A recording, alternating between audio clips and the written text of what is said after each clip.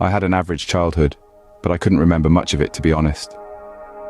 My grandfather was never really around, but for some reason, I always had a connection to him. He seemed to be a kind man, but also serious. I'd only see him on birthdays and Christmas, but that was it.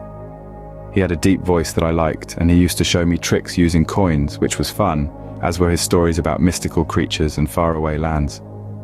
I always felt sorry for him because my grandma passed not long before I'd been born. So he always seemed tired and sad. As you can imagine, it's a lot to deal with. I liked him though. My view on him was positive but also limited until a few days ago. Last month my parents were coming home from a movie when they were killed in a car accident. I got the call because I was their only child. For the next few hours I was just traveling in shock and in a daze.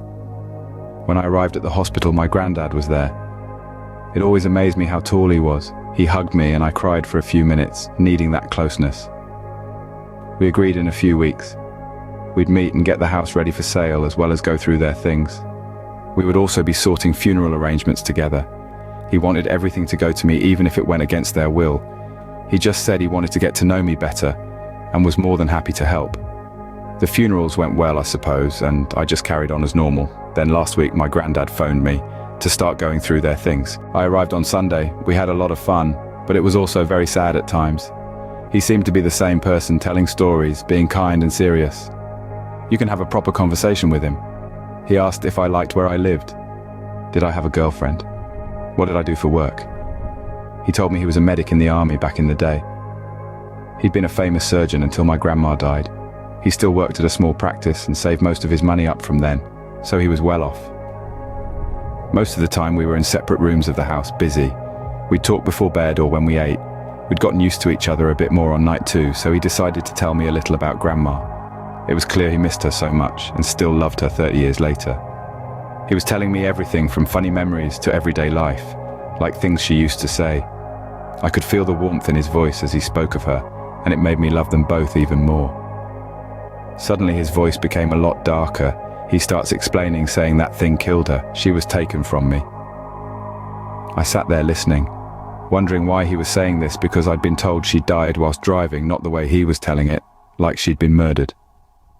He'd said too much. I could tell by the look on his face and his obvious embarrassment, trying to make out he was just rambling on now. I was laughing. He stood up, looked at his watch and rayed. He needed to grab some stuff in town before it got dark. It was very weird, especially seems we'd been to town a few hours before and got everything we needed for the next few days. It was also 10 at night. Nothing would even be open. He'd have to drive for at least 30 minutes to get to the nearest town anyway, but he was an adult, so it was none of my business. He could have just wanted a bit of space after our conversation about Grandma. I said, "Night," and off he went. I heard his car roar to life and drive off.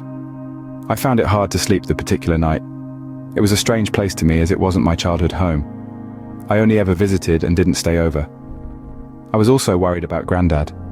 There was a window next to the bed which I kept looking out of to see if my Grandad returned.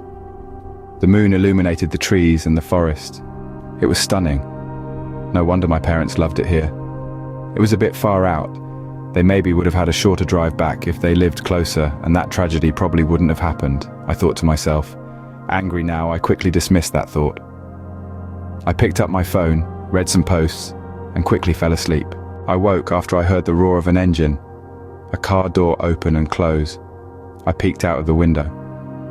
My Grandad was stood at the boot of his car, suspiciously looking about.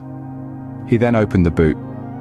My view was slightly blocked because of where he'd parked. He then reached in and pulled something out. It was a body. I was terrified now, wishing I hadn't looked. It was a woman's body. He picked her up and carried her to the forest. Although it was dark, I could see everything perfectly. Her head hung backwards and her arms dangled. She was obviously knocked out or even dead. I was so scared I didn't know whether to phone the police or what. Maybe she was drunk or hurt, but he would have taken her to hospital if she needed help. Surely, or even into the house. He was taking ages, and I began to think about the possibilities and ended up doing nothing. Still looking out of the window, he emerged. No woman in sight. He went back to the boot, closed it, and looked up, straight at me. I should have been more cautious about being seen, but I was still in shock. Oh no, he'd definitely seen me looking.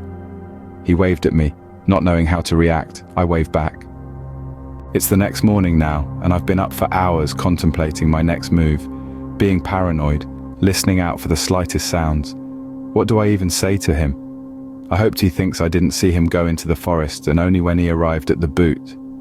He'll be knocking on my door any second, as he's been cooking breakfast and it smells good.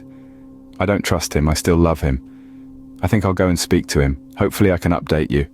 Wish me luck.